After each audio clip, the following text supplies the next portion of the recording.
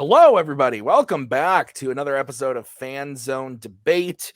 We are here as part of our little title picture we got going on. We got Nazario Montenegro going up against Rue Moses. Very excited about this because both these players, very good, challenge for belts, had some really great wins under them, and now they're going head to head, and I'm looking forward to it. We got Brian here with us. Brian, your thoughts on Nazario versus Rue?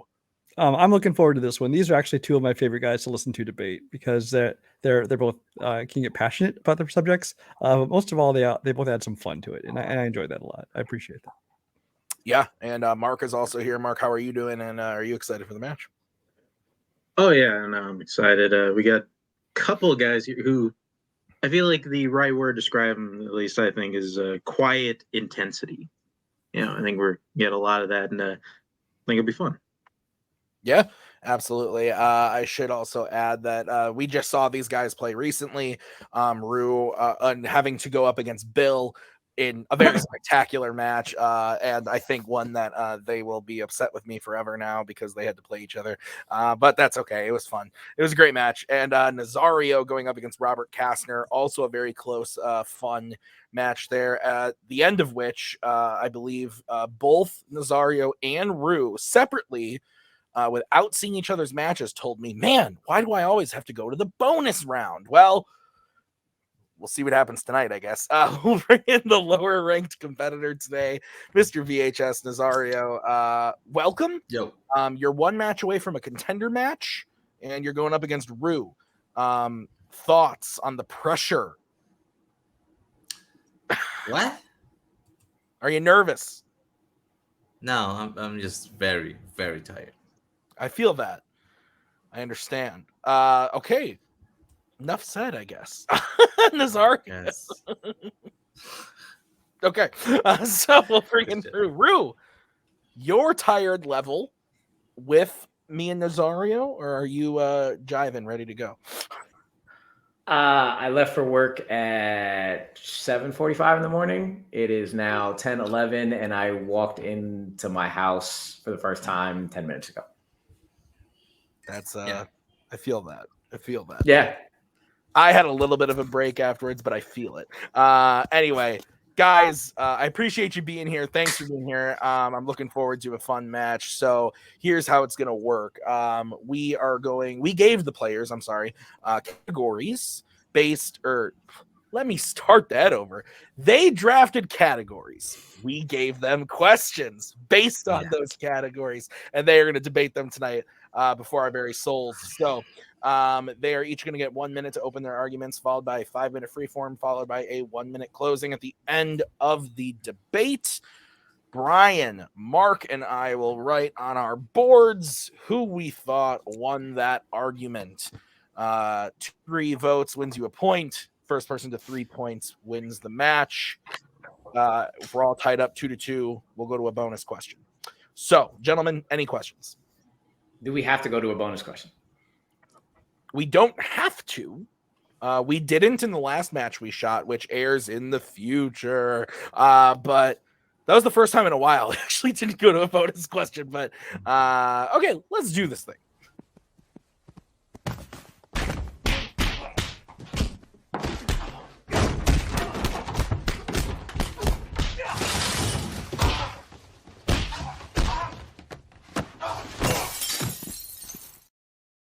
All right, we're going to kick this off, starting with Rue's first category that he drafted. It is the category of the Wizarding World. The question is, which Harry Potter movie quote best defines the films? The series might have been a better way to word that. So we're going to start with Rue, because you drafted this. Rue, you get 1 minute to open your argument when you start talking. I will come in to give you a 10-second warning when the time comes. The main crux of the Harry Potter films follows 2 characters, Harry and Voldemort. Both of them were orphaned. Both of them, after being orphaned, are placed in situations that they cannot stand. And then they are found by Dumbledore, of course, and put into a position where they're now living with a pseudo family, and they're having all the things they wanted.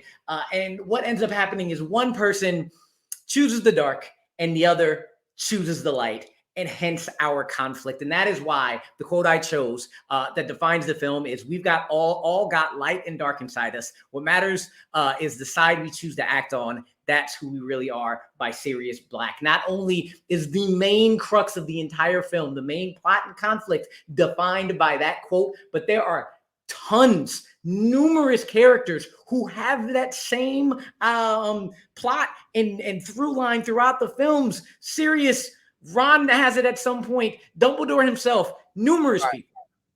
All right. We are going to move over to Nazario. Nazario, you have 1 minute to open your argument when you start talking.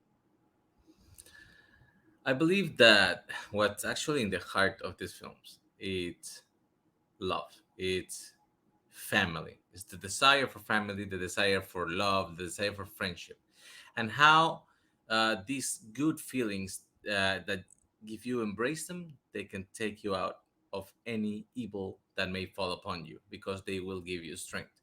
The quote that I selected is, happiness can be found even in the dark times, if only one remembers to turn on the light.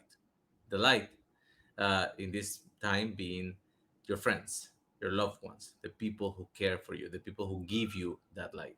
This line is spoken by Dumbledore in The Prisoner of Azkaban, and I think it represents the journey, because Harry Potter has had a pretty tough life, starting with being an orphan, being raised, if you can say that, by his uncle and aunt in a way that no one should be, and facing all this fame and stuff from being who he is. Time. Okay. Two excellent quotes, gentlemen. 5 minute freeform when one of you starts talking. I will throw up the 1 minute warning when the time comes, as well as my 10-second warning. If I feel like one of you is talking too much, I'll throw up the let's move on. If you keep talking, I'm going to call Nick Twohig and send him to your house to beat you up. So don't let that happen. 5 minutes when one of you starts talking.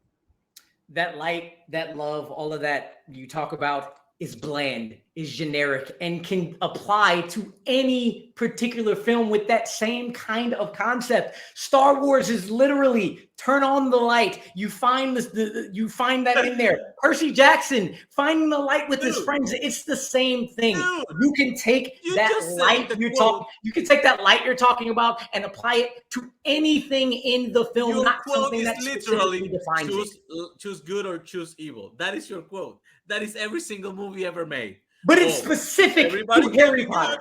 And you can be bad. You choose a side. Did you choose to be a Jedi or did you choose to be a Sith? It's the same thing. You chose one of the most generic things. And by the way, an absolute one that has no option for people to redeem themselves. Severus Snape and even Draco Malfoy are characters that take that dark turn and then they turn into the light. And you're exactly turn off the light. Exactly. The dark side, what is going to happen here? You are exactly. It's binary. It's what you choose to act upon. You gave me two clear examples of why it defines it, because at first, both Draco and Severus chose to act upon the dark. And what came? What came was the darkness that came out of them, because we have both of them. And then when they decide to choose upon the light, that's when they turn. It's the choices that we make that define us. And you gave me two more people. You gave me two more people on top of the main people that have exactly what defines it. Let me speak, woman. You haven't spoken. You've spoken the entire time. Go. Hold on a second. This is what I'm saying.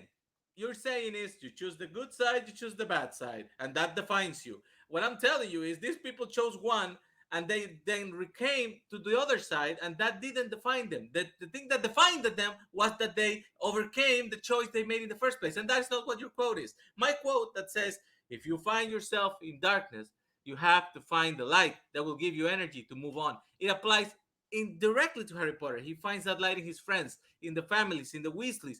He literally does it when he finds his Patronus to save himself at the end of Prisoner of Azkaban. The literal light. It encapsulates the message of the films. You are skipping the very first line in my quote, we all have light and dark inside of us. That means there is nothing but gray around us, and it's the choices. So again, you've given me two people that it defines it for, and the literal conflict that defines the entirety of what the film is two people who had the same choices. They had the same opportunities for the same choices. One chose light, one chose dark. Harry has that darkness in him, literally in the Horcrux, and decides to choose the light. Voldemort has the lightness of being very smart, very charming, having the opportunity to talk to anybody around him, and chose the dark. You keep showing different people in the film who encapsulate my exact quote. Yours about the turning on the light. Happiness can be found anywhere. You are choosing very singular things in one person's timeline in Harry Potter that could be called the light. The light can apply to everything. Mine is very specific to what these films are. That was like 2 minutes. Choose the light. Choose the good. Choose the evil. Kylo Ren and Rey. That is chooses to be a Sith. Choose to be a Jedi. That is fucking Killmonger. That's T'Challa. You're saying it's binary. Your quote does not say you can choose to be one, you should be the other, you can change if you want to. No, it's very, very absolute. What I'm saying is the movies are called Harry Potter. They are about Harry Potter. What does the series, Arc series is the story of Harry Potter. And yes, he was in darkness when he was an orphan. He was mistreated by his family, and he didn't have any friends. He found a light to push him forward.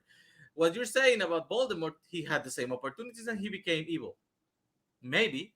They never go deep into his childhood and his experiences other than he wanted to be the best, the most pure, the whatever. But what you're saying about your quote, it's very binary. My quote encapsulates the message that is you can always keep forward. And he keeps getting pushed down. Every single movie, something else happens. People stop believing him. People resent him for who he is. And he almost gives up. He almost gives up in the situation, but he always finds solace in the light that he gets from his friends and his families. Time.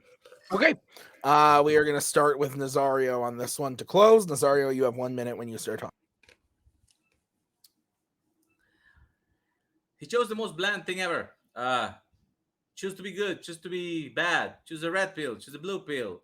It's binary. It's absolute. It has no message. Like these characters have subtlety in them. Like I mentioned, Snape is a character that for the most of the series, you believe he's a bad guy and he redeems himself. Draco Malfoy even does that when he refuses to kill Dumbledore at the last time because he doesn't really want to do that. He's been pressured by his family. These are complex characters that have more of an arc. It's not like choose one side. What do you want to be? Evil, bad. The whole thing is about hope. The whole thing is about the light that he finds on his friends and his family and how that saves him from just becoming another Voldemort. Harry could have easily just let himself go and turn to that dark side and be Death Eater for Voldemort. But he didn't because he always found hope. Even when the times were darkest, even when he was living in a goddamn tent with two of his friends, he found a way to move forward with the light. Okay. We are going to move over to Rue, who has 1 minute to close his argument when he starts talking.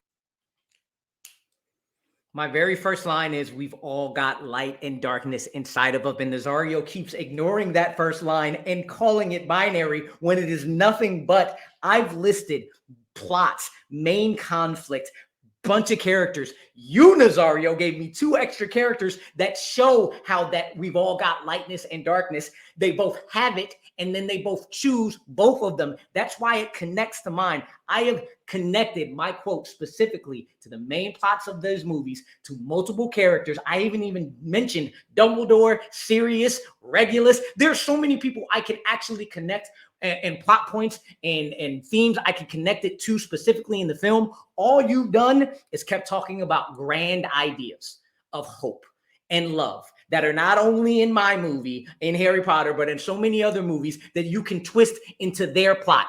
I took my quote and connected it to the plot. You took your quote and connected it to grand schemes and grand ideas that can go anywhere.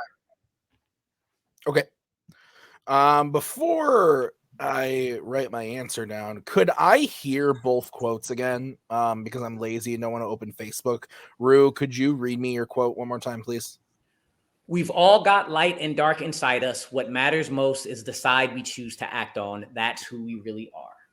Okay, and Nazario, one more time, please. Happiness can be found even in the darkest of times if only one remembers to turn on the light. Okay, thank you.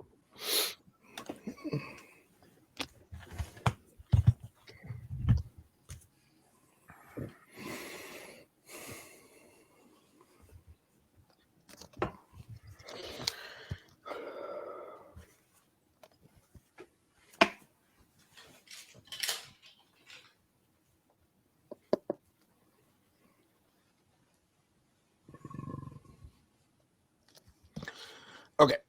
I'm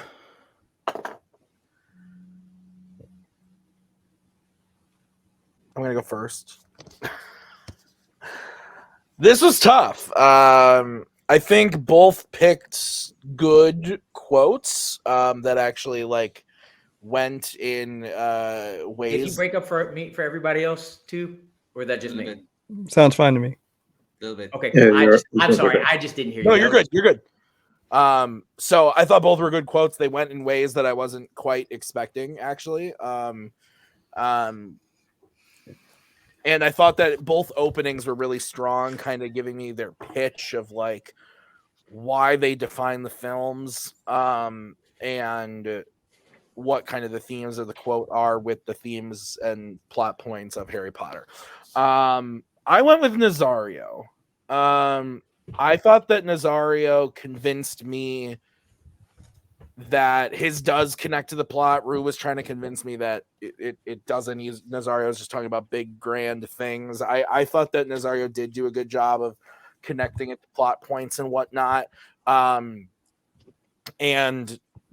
I think that Nazario's overall pitch of Harry, I think both ring true, that there's light and dark with Rue's quote, and that the friendship and like Harry being in dark places, finding that light was true of Nazario's. I just thought that Nazario's overall, I keep saying pitch. It's weird to think of it as a pitch, but his whole thing of like pitch, it kind of convinced me that his better summarized the film than Rue's. But it was close because they're honestly, when it came down to it towards the end, somewhat similar quotes based on how they were pitching them. So it was very close. But Brian, where are you going?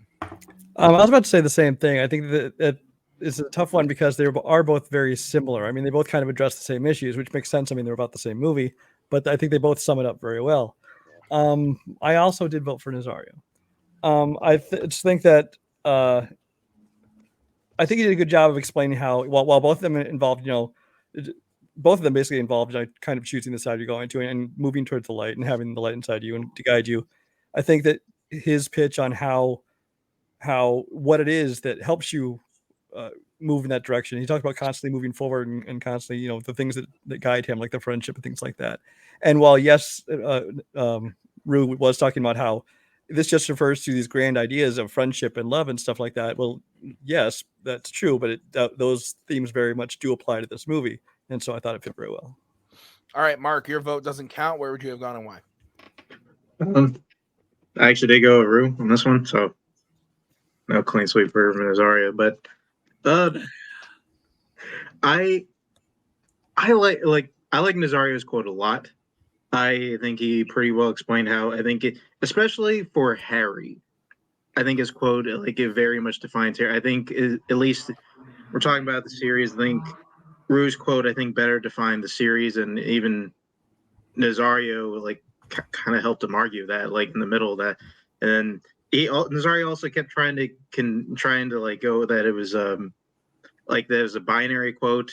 Rue mentioned that a couple times that it wasn't.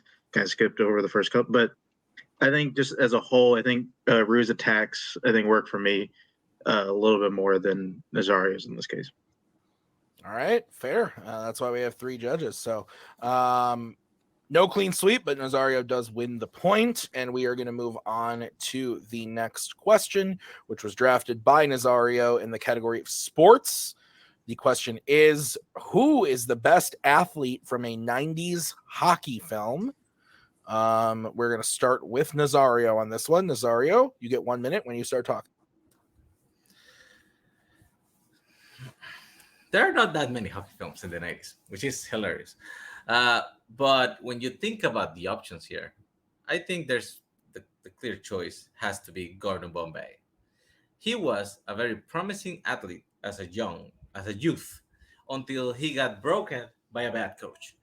And it can happen. Like if you have a bad coach and he traumatizes you over an experience that should be a learning experience where you can improve for the next time, you can just turn into something else. He turned into a lawyer who eventually got forced back into loving hockey by, the time served after being a drunk driver. But still, he's a great athlete because even though he abandoned the sport, he was so much of a natural that when he decided to just take it back, he was able to get drafted into minor leagues for a professional league.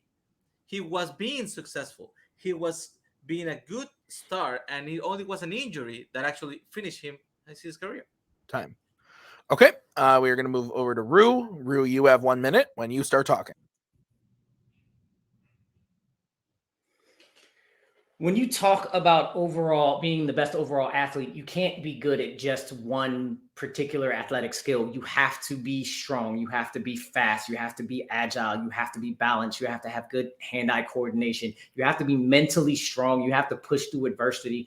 And there's no hockey player in a 90s film that does that better than the best hockey player on the hockey team that deals with the best conditions to form an athlete, and that's Connor Banks from Mystery, Alaska. The first scene you see him do is shoot hockey pucks in below 10-degree weather at hanging cans from a goal, and he's hitting them dead on every time. He is the fastest person on that squad with the most control. He is the best scorer. He is the most agile person on the team. He is overall the best, and does so well with no professional experience, damn near carries his team to beating a professional sports team with no experience. Okay. All right, guys. 5 minute free form when one of you starts talking. The first thing you said, he had to be very good at several things, and he just couldn't hang with the Rangers, man. If you watch that film, you can see that Connor Banks was beyond his prime age-wise. He was the biggest star on the pond, true, but he was fatigued and he couldn't embrace the big moment in the end. He almost carried it. Like, there are many close calls in life, but he missed the goal that he was supposed to do. He was supposed to be the star of that team, and he missed it. And also, he couldn't have the speed and the energy to keep up with the Rangers. So why would you think he would be the best athlete?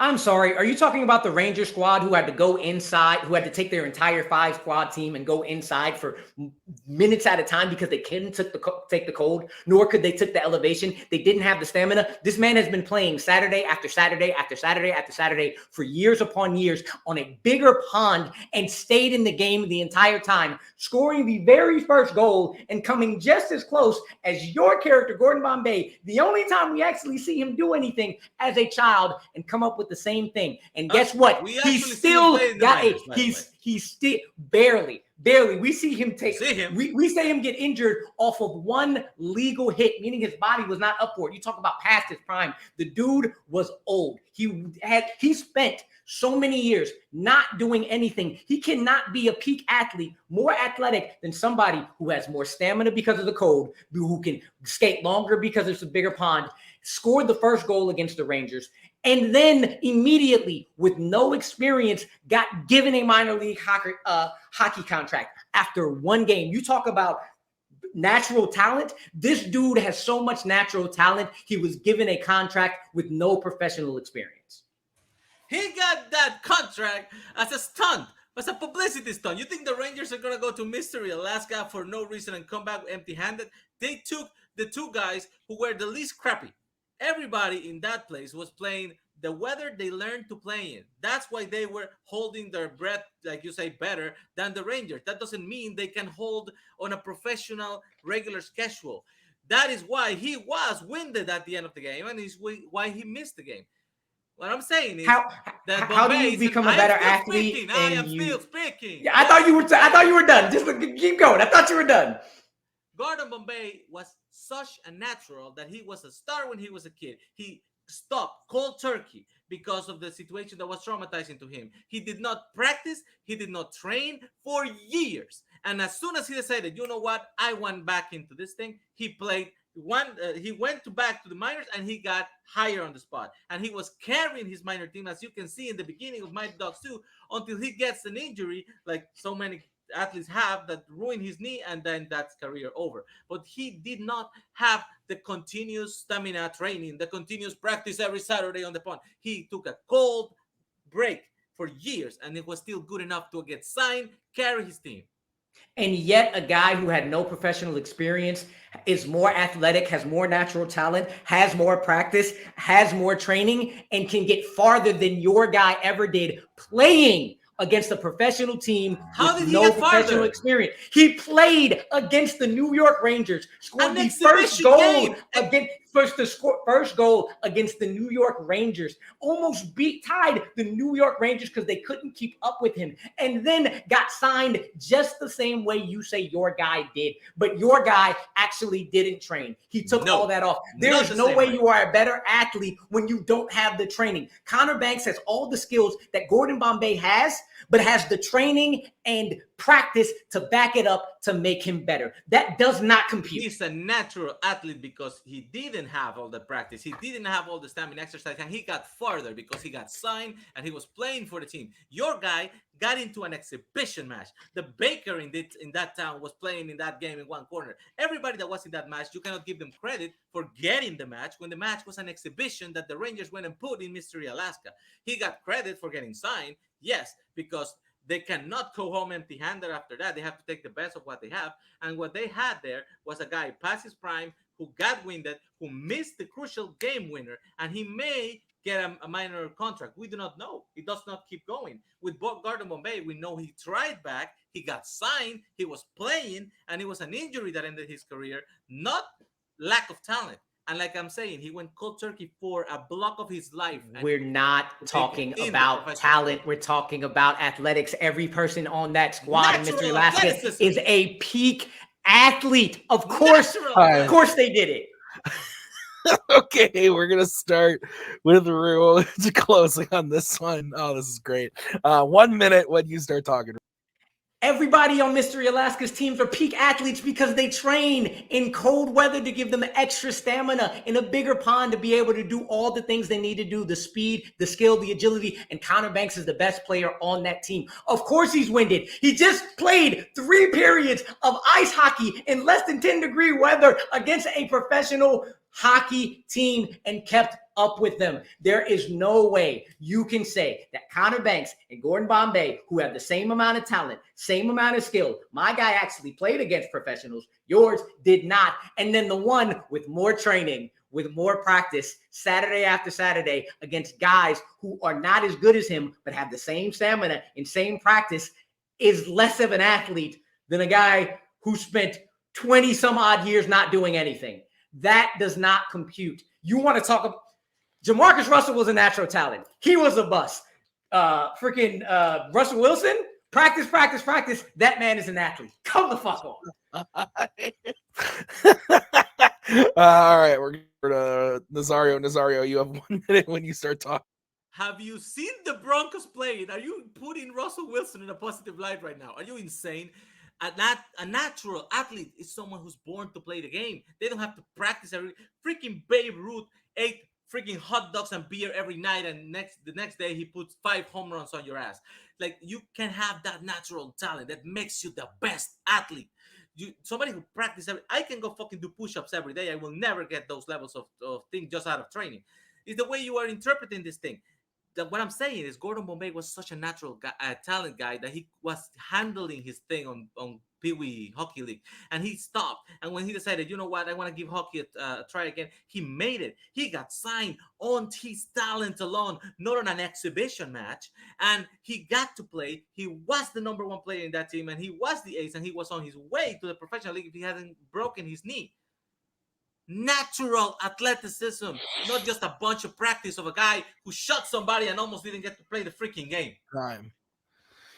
Oh man, I have not seen Mystery Alaska, but now I want to. This sounds great. It's a good movie. And Very good movie. I also drink beer and eat hot dogs at night. Does that mean that I can go hit some Home runs in the morning. Yeah.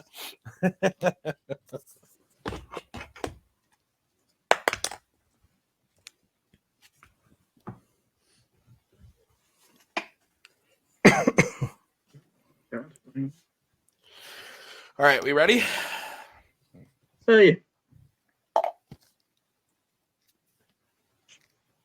All right. If we're ready to go, Mark, you can kick it off. Alrighty. I like this question a lot. Really glad. Although it was for hockey films, so it's narrow range, but either way. I went with Nazario.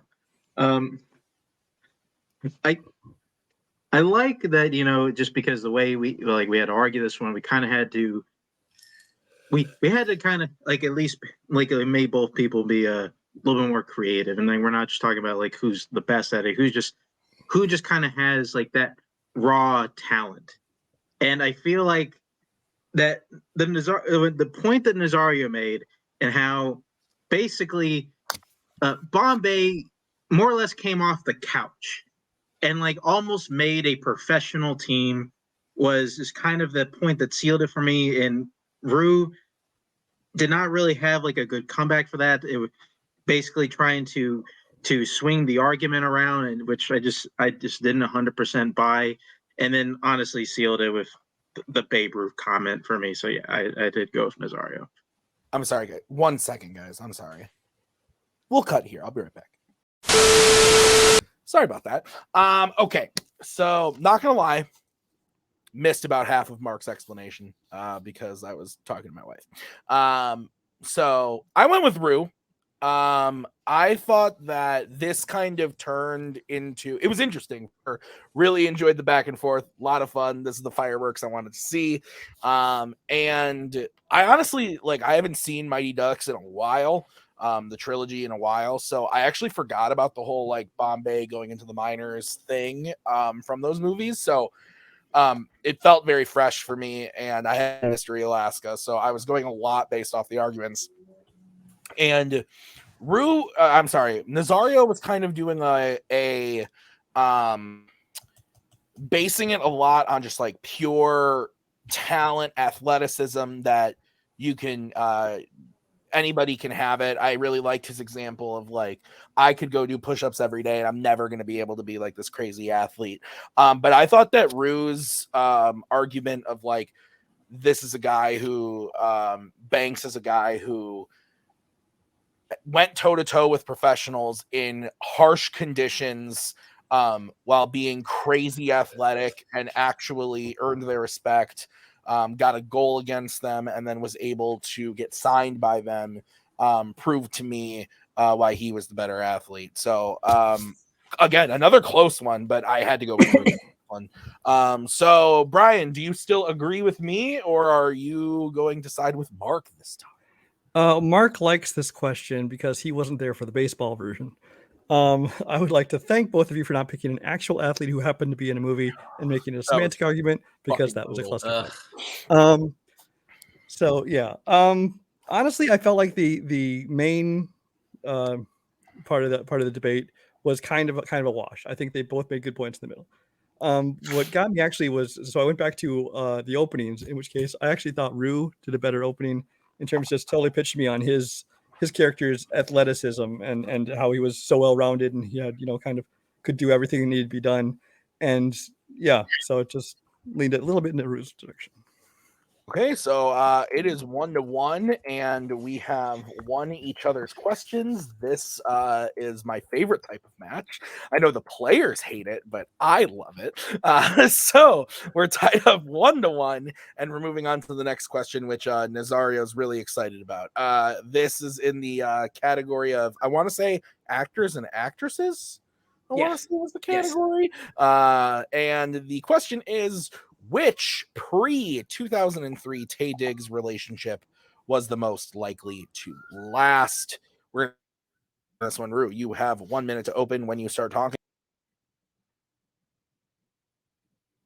I chose Harper and Jordan from the Best Man franchise because, one, there is nobody on screen with Tay Diggs that has more, one, sexual chemistry and relationship chemistry than Harper and Jordan, period. And that is a must. But also, the two of them know each other thick and thin, through the good, the bad, and the ugly. They communicate with each other. They're the first person they go with. Jordan was the first person to read Harper's book, and they know everything about that, about each other, the good in the relationships, the bad in the relationships. So when they have a relationship, they are they're gonna be so good because they're in that honeymoon phase of finally getting together.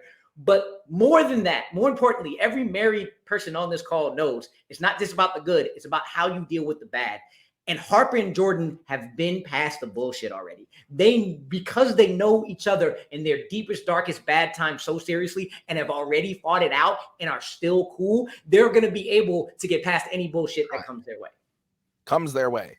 Strike it from the record. And I don't know what you're talking about. Me and my wife never fight. Okay. 1 minute for Nazario when he starts talking.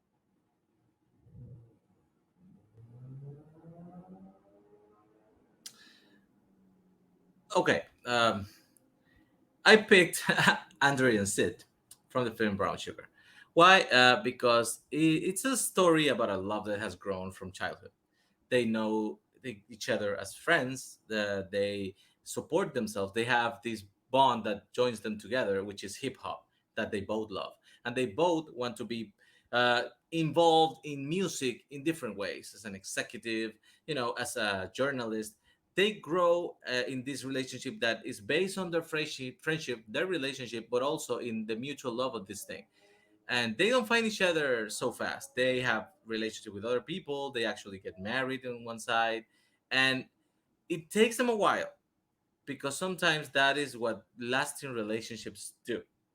They take a while to get started, but when they finally understand that they are each other's completing halves, that is a moment when you know that they're going to be together forever. Time. Okay.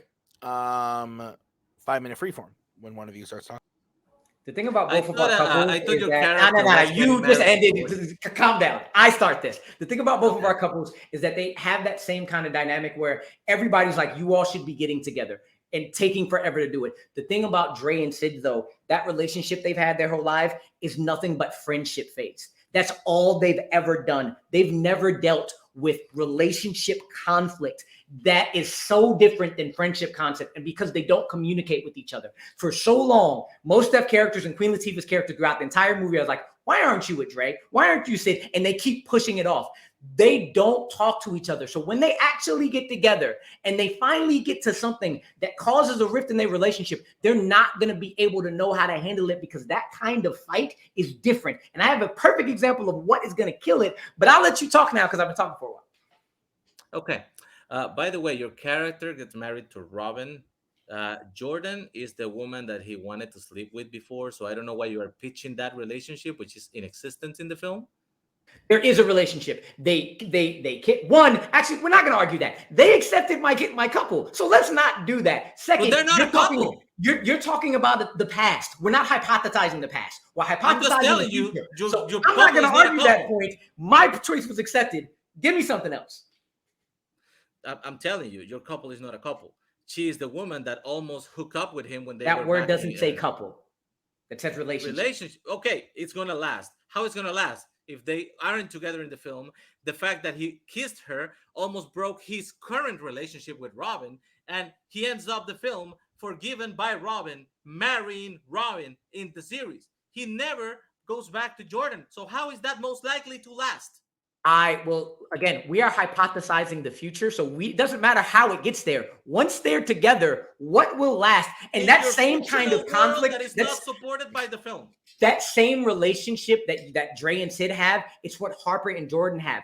Robin never fits in with the group because she knows that Harper and Jordan have that kind of connection. The connection that they were going to sleep with each other in that film, and they hooked up in the past, and everybody says you two should be together anyway. It's the same kind of relationship Dre and Sid have. So that strength that you talk about for Dre and Sid is the same strength that Harper and Jordan have that is going to make them last. That's why they would last if they had a relationship in the future, because that's what we're hypothesizing here. Would, if not in the movie, in another dimension. Cool. Andrew and Sid actually have a relationship. They are friends. They love hip hop. They grow up together. They have that almost happen, not really happen thing several times. But when one gets married and the other feels like she needs to intervene, she gets cold feet and she doesn't. She hooks up with somebody else for a while until he realizes that he loves her, and then she's already in another relationship. It's close calls, but they never stop being friends. They never stop being supportive to each other. When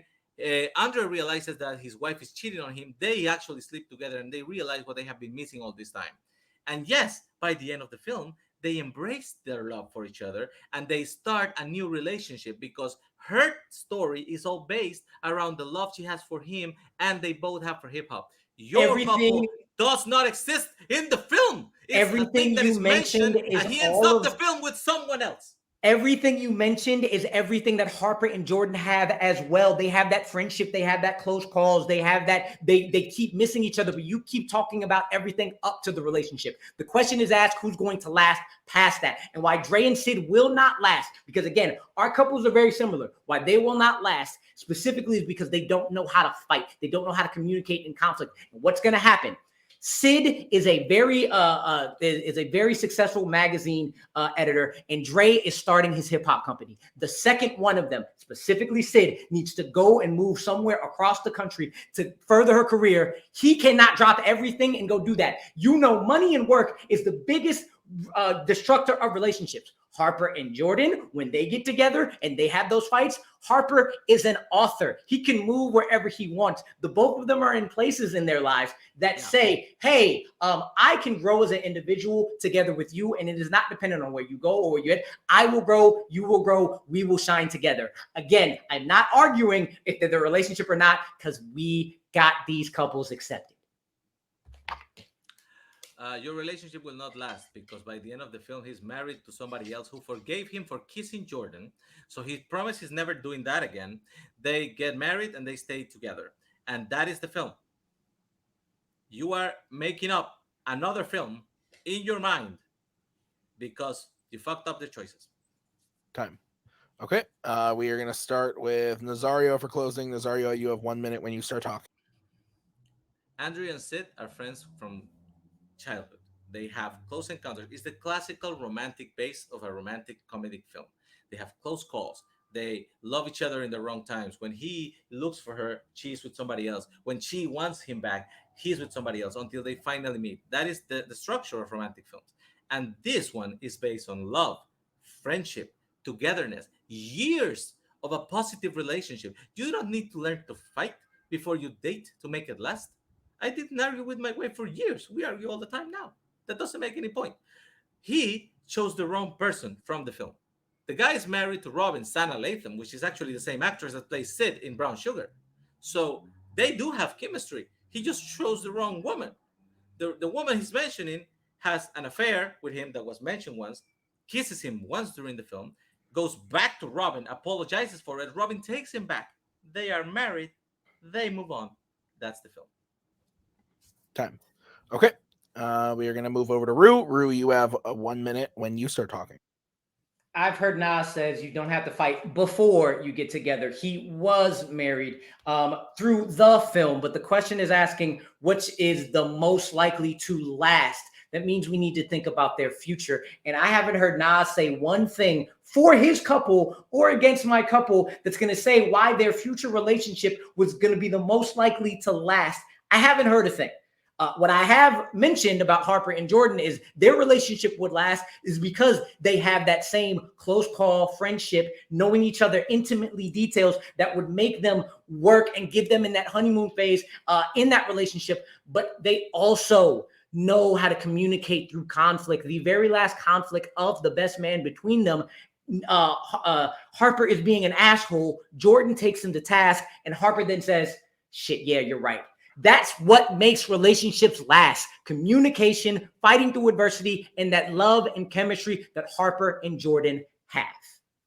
Time. Okay.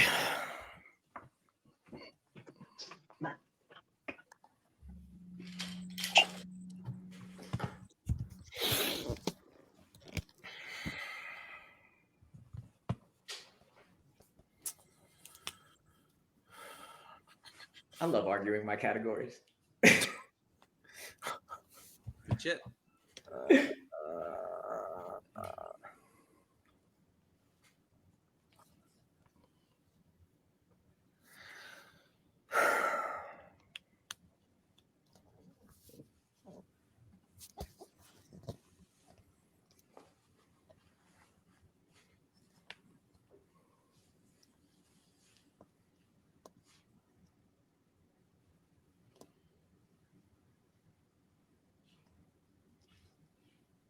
Okay. Brian, you're kicking this one off. Yeah, this is a little tough. I think Rue did his best making the best of a bad situation. Because he picked a couple, then we realized that only one of the films could be argued in this. So he pivoted. He worked a lot towards hypothesizing towards the future, things like that. I did vote for Naz though. I just think that he did a better job of comparing how the relationship in his film, you could see why the relationship would last, whereas relationship as portrayed in the one film that Ruse could argue, as portrayed in there, it didn't show the same as much evidence that they would last. So sorry, I'm just all right, Mark. Well, that's what I wrote down. Yeah, I know.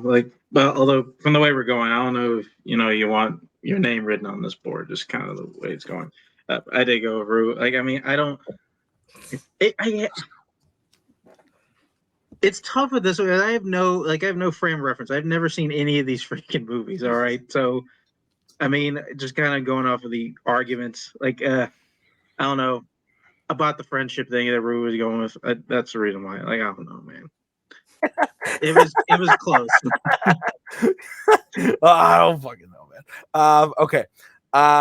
So I will say one thing. I also have not seen these movies.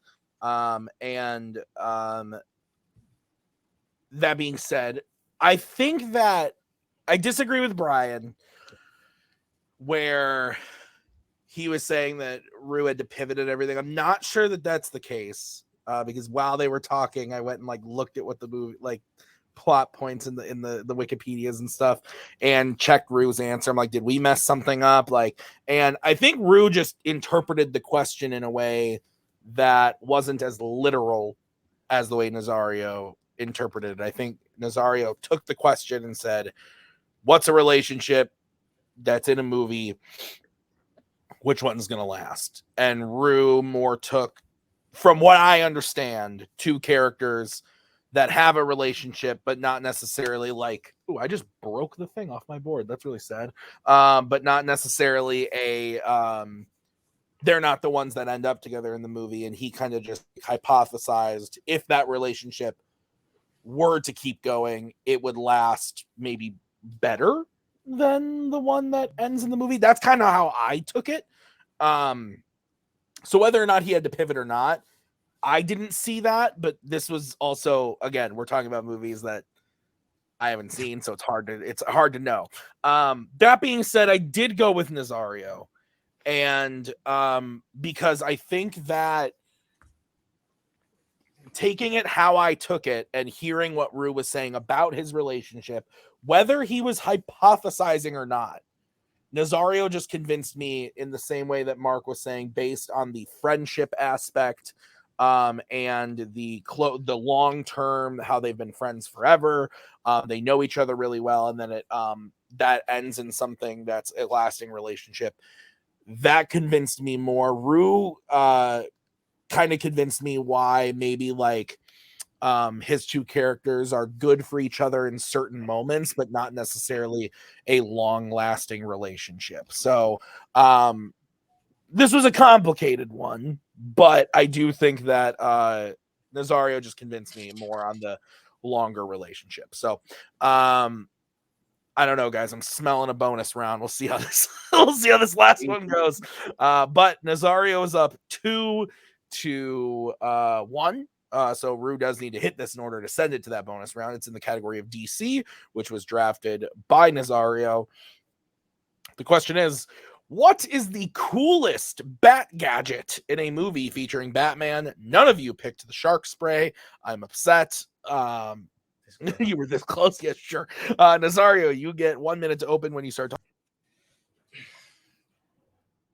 When people think of Batman in films, the first thing that most people that are not, 5 years old think about is the classic Michael Keaton Batman.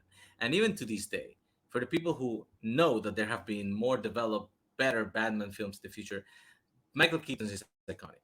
And one big part of this is the design of his vehicle, his Batmobile. The Keaton 1989 Batmobile is so slick. It's the thing screams Batman as soon as you see it.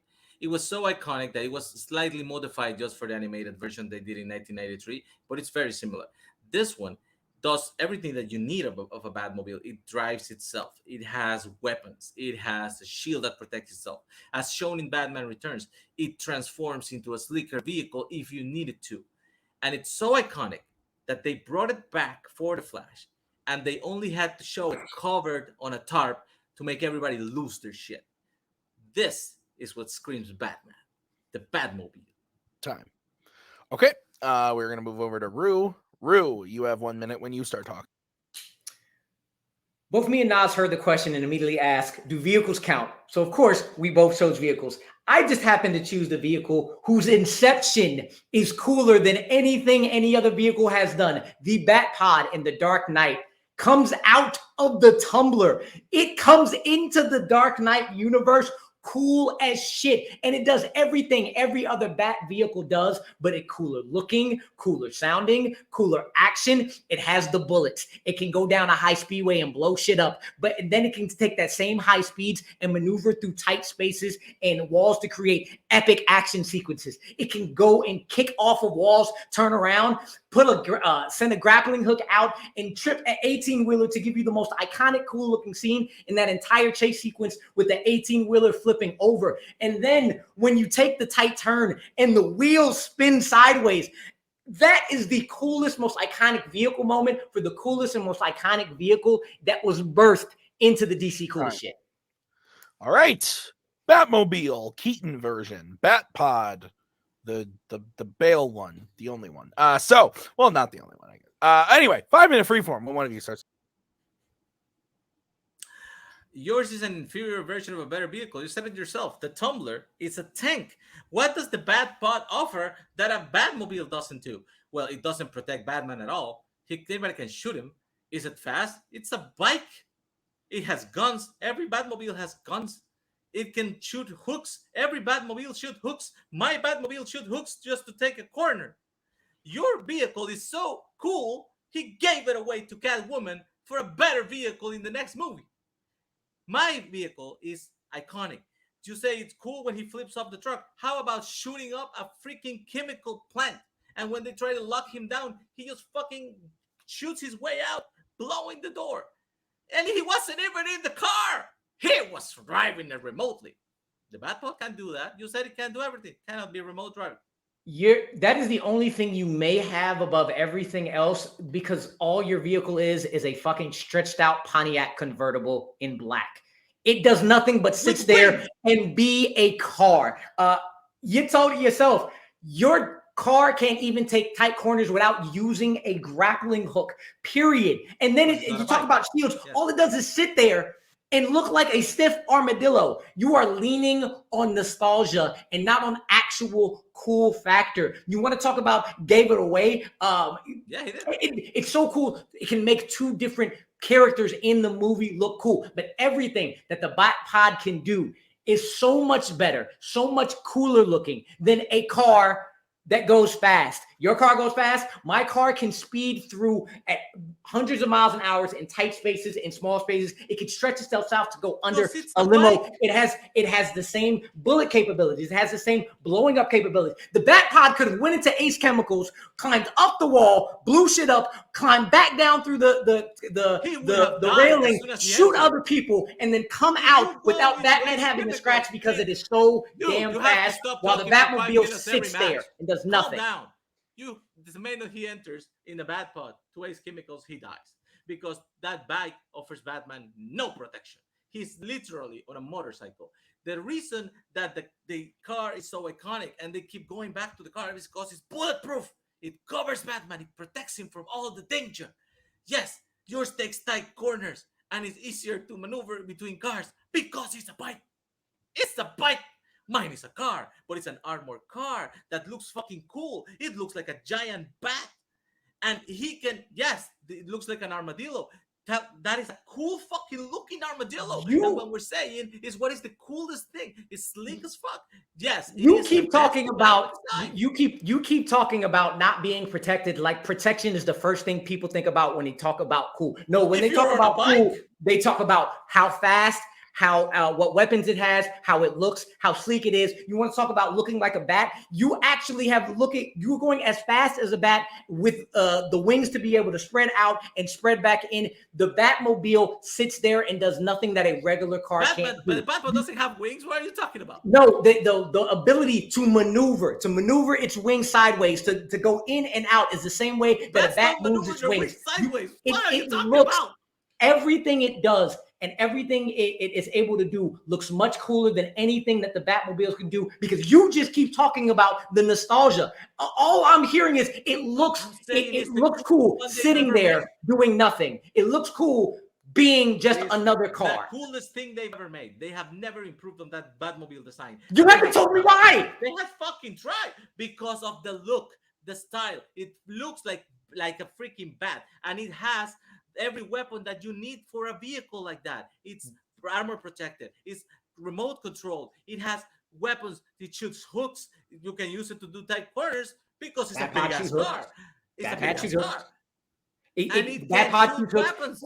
But it cannot go as fast as the Bat Pod. If you are going so damn fast, you cannot put in a race. If you are going so damn fast, you cannot get shot. You don't need that protection. Everything you mentioned, bullets, weapons, guns, the Bat Pod has it and has, again, cooler looking maneuverability, cooler looking scenes, cooler looking stunts, actually has something more than a regular bike while yours is a car that sits there. No, it runs. If you put the Bat Pod in a corner, it will also sit there. But you know what? No one would know it's Batman's because it's like a fucking bike. The only cool thing it has is that it has the tumbler wheels, and it's the one thing that identifies it as something different. Other than that, it's a freaking motorcycle, man. Like, I'm sorry to break the bubble to you. I've never seen a motorcycle contract in and out. If somebody shoots at Batman, I said fucking time. This is the greatest night of my life. Okay, we're gonna start with Rue. Rue, you have 1 minute to close when you start talking. Nas keeps banking on nostalgia and a look that every other Batmobile, Bat Pod, Bat whatever has that same kind of look, but it doesn't do anything but sit there and be a car. You talked about it slimming down in Batman Returns. They had to cut away before the slim down version turned because the damn thing was going to topple over because it looks so damn stiff. It sits there like an armadillo being protected and doing nothing else. That remote control, the Penguin took it over. So that's no longer cool. The Bat Pod came out of a cool ass vehicle to become a cooler ass vehicle. It was birthed into coolness, and then it does everything the Batmobile does, but it looks cooler doing it because it can do it on the tight corners. And if it gets caught, it'll just climb up a wall and go farther. It maneuvers better. It creates better action scenes. It uses the tools to a better ability. The grappling hook to make an 18-wheeler go over the Batmobile can't even turn tight corners without a damn grappling hook. The No comparison whatsoever. Time. Okay. We're gonna go over to Nazario. Nazario, you have 1 minute to close when you start talking. I don't even know what to tell this man. It's a bike. Like, it doesn't have a single thing that identifies it as a Batman vehicle. Like, it can be a regular bike. It has something that somebody just had left parked there. And you keep saying the car just parks there. Your bike could be parked there if nobody's using it. It's the same thing. It was a solution to a problem. The superior version of the vehicle was a tumbler. It fucking jumped from roof to roof. It was armored like a damn tank. And it was fucking fast. Yours is something he had to build out of the scrap of the destroyed tumbler just so he could not have to walk home. The Keaton Batmobile is so fucking iconic because it's cool. You say it's nostalgia. It's not nostalgia. That is the thing that you know and you learn to love. If it was only nostalgia, everybody would love the Val Kilmer one with the freaking blue light. Nobody does love that. It's a vehicle that has all the things you said. Like I say, he goes into Ace Chemical's remote control, destroys the freaking place. He has weapons. He has hooks. It has armor. He has everything that every Batman vehicle does and protects Batman from getting shot. Time. Bye. Oh my god, that was fucking fantastic. My Atlanta. Okay, let's bring you in and you in. How did I know this was going to be the one that you guys would get most heated on? Like, I just knew it. Oh.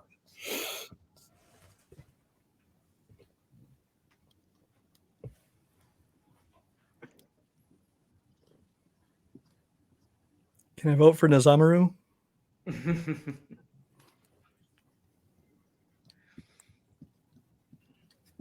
Okay, I'm ready. Are you guys? Yeah, just a second. The Zamaru is what you said. Oh, that's funny. Okay. Mark, you ready too? Sorry. You're good. I'm sorry. Are you good? Oh yeah. Okay.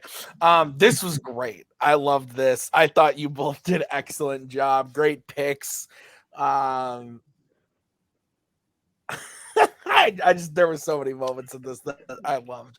I went with Rue, and I wrote a bunch on here because I was trying to make it look like I was writing Nazario Montenegro. But I wrote Rue, and I think that Nazario, well, he did. I don't think the nostalgia thing. Like, I think that Nazario has more nostalgia than that vehicle than any grown man should. Yes. That being said, I don't think that played into the fight as much. But I do think that Nazario's main attack against the Bad Pod was like, it's a fucking bike. Batman will get shot, and Nazario Rue was able to convince me that, like, okay, it's a bike, but it's a fucking cool bike. I also thought that Rue had a really good knock against Nazario, where Nazario was talking about, like, went on for a very long time about how Batman was able to remote control it and do all these crazy things with it and use the hook to, like, move and everything. And Rue was like, yeah, the Batpod has the maneuverability without needing that friggin' hook, and the Penguin, like, gets into the remote control thing that makes it instantly less cool. And I was like, yeah, he's not wrong. So I went with Rue. Brian. Yeah, so if the trend keeps up, if you voted for Rue, that means Mark voted for Nazario, and I voted for Rue. We'll see if it keeps up. Kind of the same things you already said. I think that Nazario made a great pitch for, that it looked the way that the Batmobile looked cool, and especially, just seeing it, like, under a tarp made people lose their shit, that kind of stuff. And it was a very cool looking vehicle. But Rue went a little bit farther and said his looks cool, but it also just was cool. And things he could do, the way he could turn the wheels, the way he could drop down to go under things, the way he could go up walls. I just think he did a much better pitch on how it just everything about it was cool beyond just the looks of it, and the abilities were more so.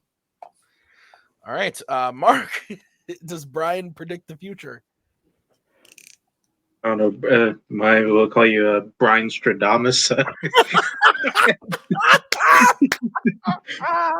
That's awesome. I don't listen. I'm not going to say that only It's a Bike worked on me, but it was kind of one. I mean, I did think about that. Like, I don't know. Like, he isn't protected on there, and Batman gets shot at a lot. Like, I mean, that's not it's not a terrible point. And I don't know, the remote control thing did work on me a bit. And like honestly, like the thing that Nazario like said at the beginning, like the Batman is so cool. Like how he led to Catwoman at the end. But like I don't know, just weird points that just got me going Nazario, even though probably like the Bat Pod better and more partial on the movie. All right, so this was nuts, guys. We're tied up 2-2. You each won each other's questions. I don't think Why did we even Nazario. do this? We should Yeah, just I don't do it. think this is crazy. We're going to the bonus question, and here's how it works. So I got a wheel, and I randomized between Fandom and Melee, and then I randomized once a side was picked. I randomized the remaining categories that weren't drafted for this match to get a category, and then I got you a question. I wrote a question for it. So I'm going to say the question, and then I will repeat the question a second time. Once I have repeated it a second time, you will be able to answer. You can use Google or the interwebs if you need it to come up with an answer. But whoever says their answer first will be going first in the debate.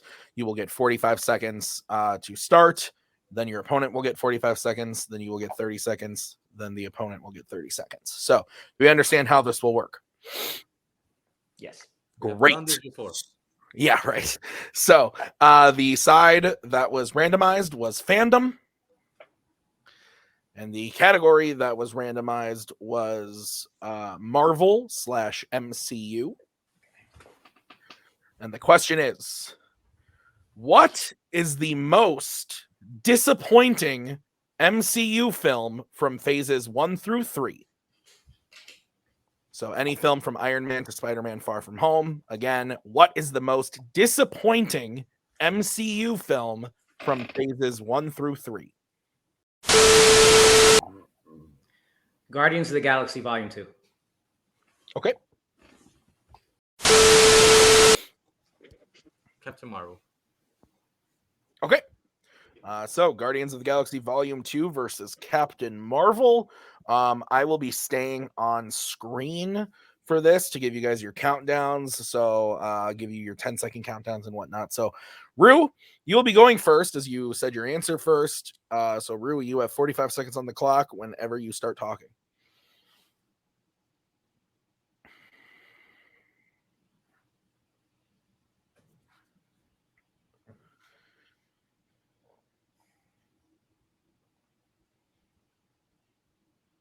James Gunn is known for using heart, humor, misfits, great action, teamwork to put together films that you are so damn surprised are so damn good. And that's why Guardians of the Galaxy went from unknowns to probably the favorite movie and teams of the entire MCU. So it's so damn high, coming from such a low place to becoming one of the best films in the entire MCU. You're going into Volume 2 looking like, oh my God, I can't wait to be with these people again. And then joke doesn't land, and then joke doesn't land, and then serious moment is again undertaken by Taserface. You are so mad by the end of that film that when Yondu dies and you want to feel it and you want to feel so bad, you're like, I don't give a fuck because I care about nothing about this movie because it was so disappointing and how everything undercut every single moment ever. Time. Nazario, 45 seconds when you start talking.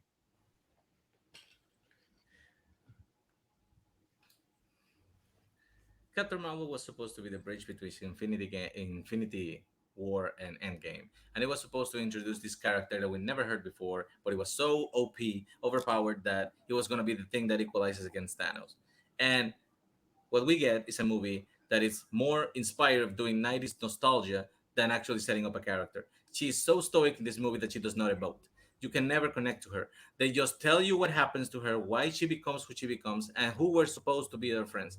She doesn't make meaningful connections with anybody because they made her be have amnesia. And even when she connects to the Rambos, she doesn't really have heart. It's a movie that doesn't set up anything that you want to keep seeing. It's a character that they tell you is super powerful. They don't make you connect with it at any level. Connect with it at any level. Strike it from the record. Rue, 30 seconds when you start talking.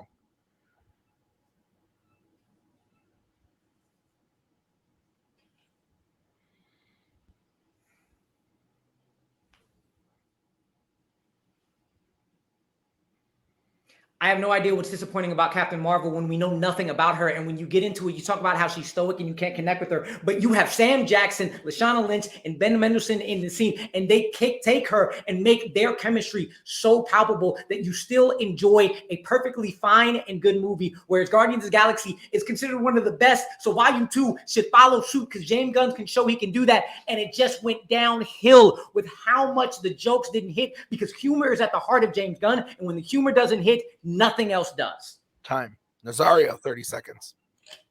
You keep saying that this movie didn't hit. Everybody loves Baby Groot. Everybody laughs at Taserface. Everybody says to this day, "A Mary Poppins, y'all." And the movie has a lot of heart. It's about him connecting with the creature that was supposed to be his father before he discovers that Jandu was his actual father. The death of Jandu is a very meaningful thing. It not only for Quill, but also for Rocket, who actually realizes through him that they were the same kind of person. And Captain Marvel brings nothing to the table. She has a boring villain. Nobody even remembers what happens in this movie, only that she exists. Time.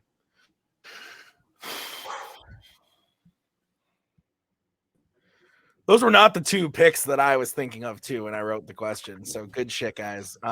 Because those were two very, very good picks. Despite me liking both of the movies, that was great.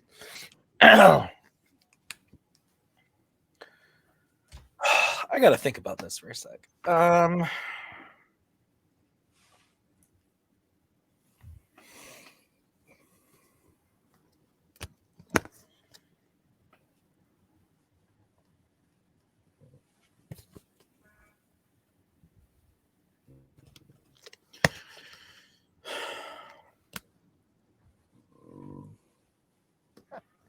Yeah, okay.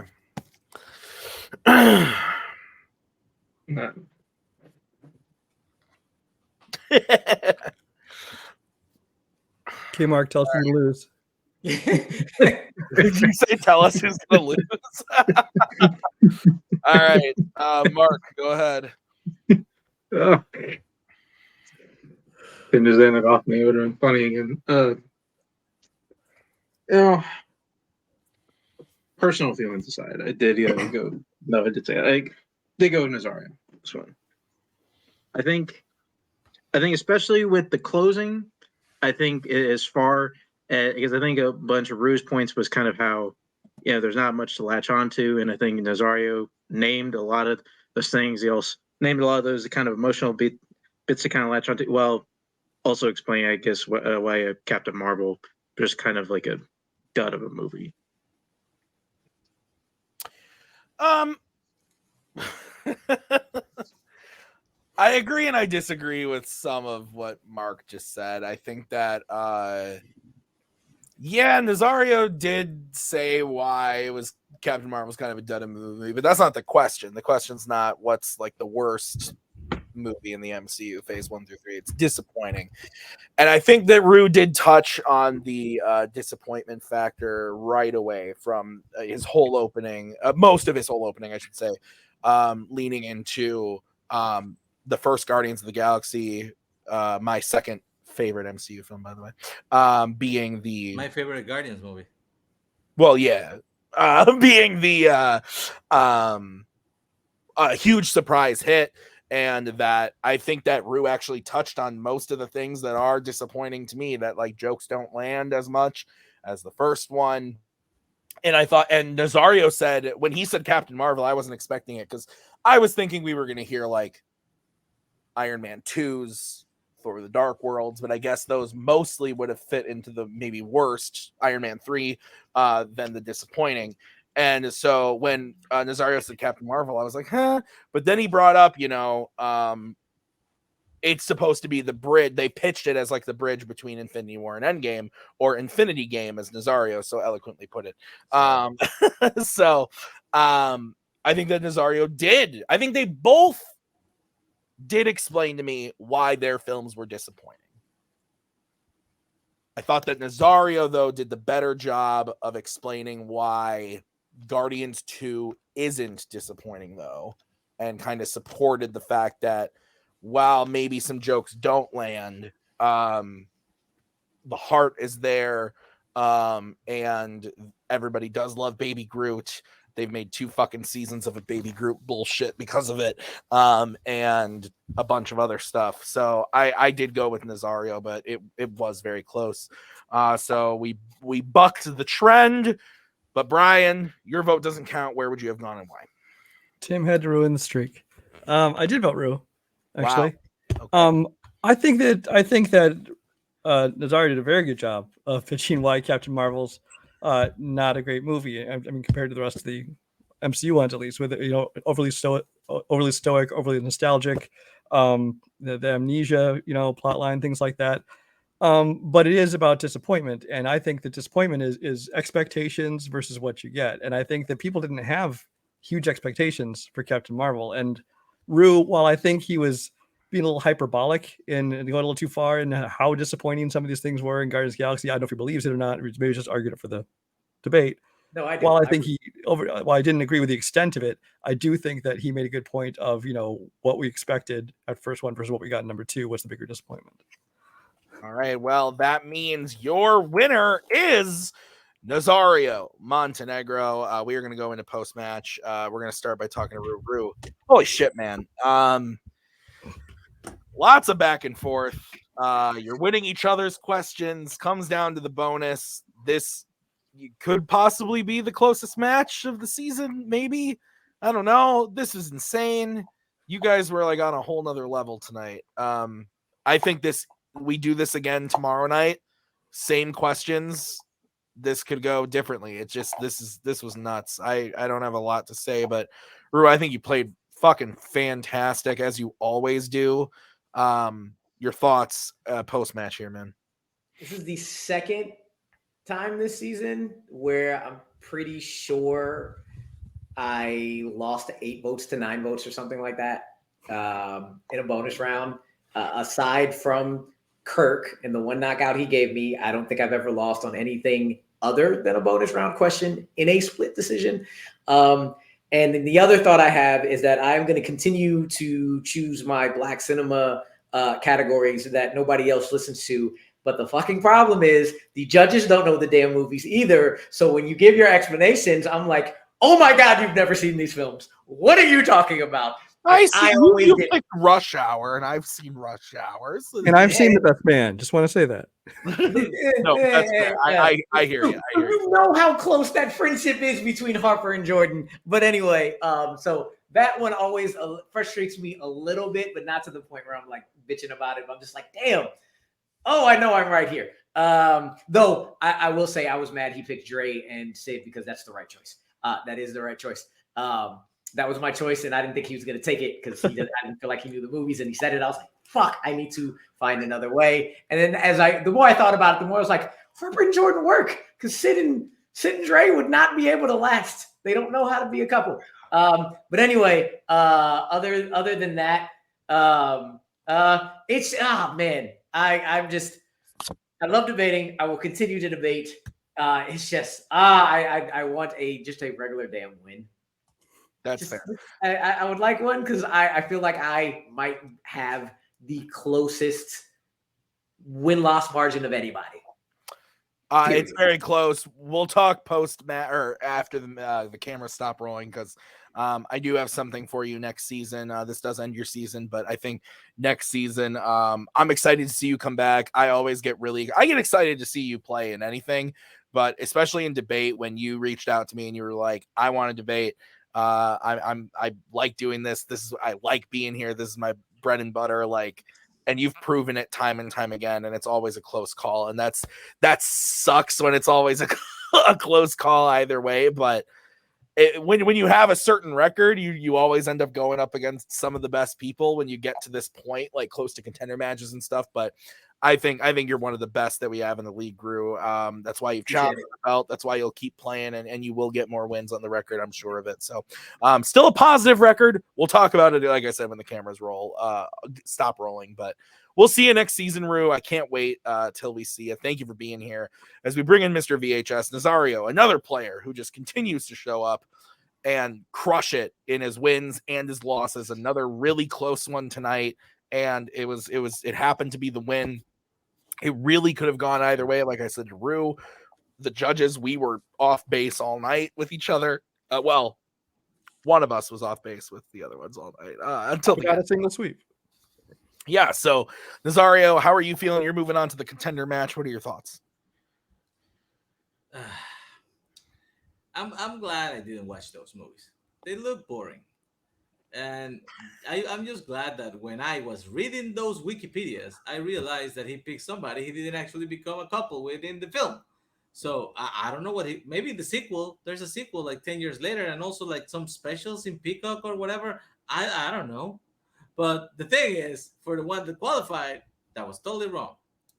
Also, what the fuck, guys? Look at this beautiful fucking thing. Look I at never this said thing. it wasn't beautiful. Are you telling me a fucking bike is cooler than this shit? Yeah. It is not. And he kept saying it goes up walls. It bounced off a wall once. That's what it did.